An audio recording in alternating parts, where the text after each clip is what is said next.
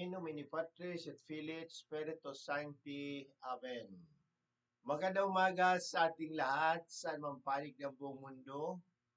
Mga nakikinig at nanonood ngayon, atin naman pakinggan ang mabuting balita ng Panginoon ayon kay San Mateo. Glory to you, Lord Jesus Christ.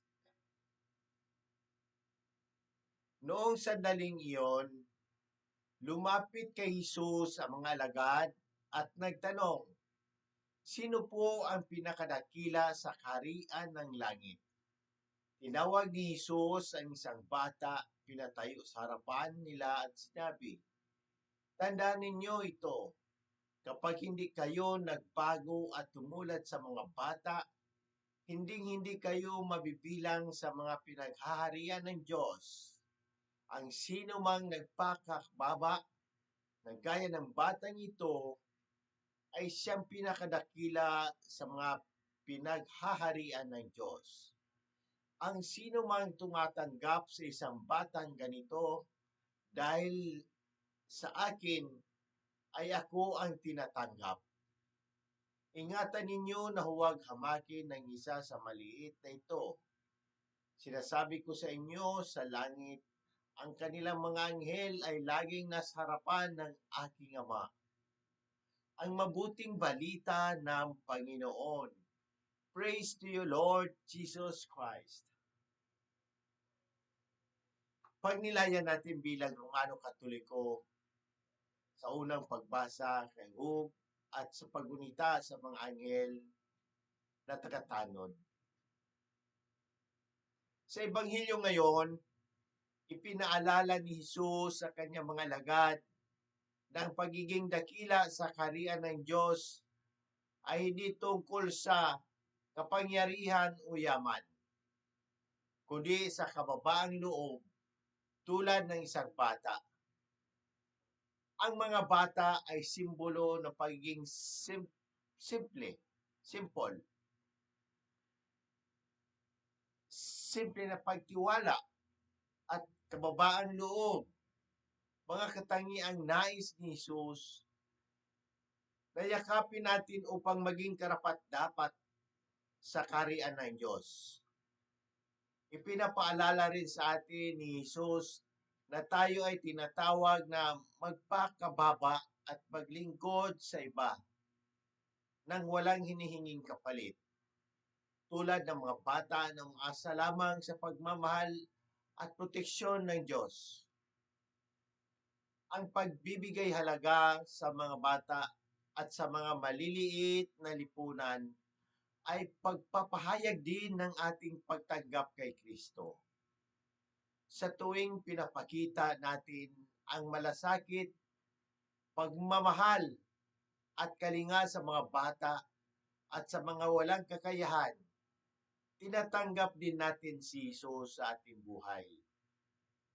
Ang Diyos ay naroon na sa mga mahihina at sa pamamagitan ng ating pagmamalasakit sa kanila, pinapakita natin ang ating pagsunod kay Kristo. Sa unang pagbasa sa aklat ni Job, ipinipahayag ang kadakilaan ng Diyos na hindi kayang abutin o unawain ng tao. Ipinapaalala ni Job na ang Diyos ang may hawak ng lahat ng bagay. Ang kalikasan, ang ating mga kapalaran, at ang bawat aspeto ng buhay. Bilang mga tao, nararapat tayong magpakumbaba sa harapan ng Diyos at tanggapin na ang kanyang mga plano at kalooban ay higit pa sa ating mga pagkaunawa. Kapag dumaranas tayo ng pagsubok o hirap sa buhay tulad ni Job, maaring hindi natin agad maintindihan ang layunin ng Diyos. Subalit, mahalaga ang pananampalataya at pagtitiwala na ang Diyos ay mabuti at makatarungan. At siya ang gagabay sa atin sa kabila ng ating mga paghihirap. Pagninilay para sa paggunita sa mga anghel na tanod. Noong araw, ay ginugunita natin ang mga anghel na tagatanod, mga nilalang na pinadala ng Diyos upang bantayan at gabayan tayo. Sila ay patunay na malasakit at pagmamahal ng Diyos sa atin. Ang mga anghel ay laging nasa harapan ng Diyos, humihiling para sa ating kaligtasan at pag-aalalay ng kanilang proteksyon.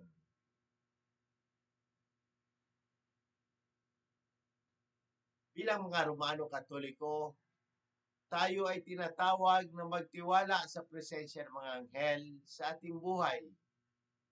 Sila ay kasama natin sa ating paglalakbay patungo sa kabanalan at kaligtasan.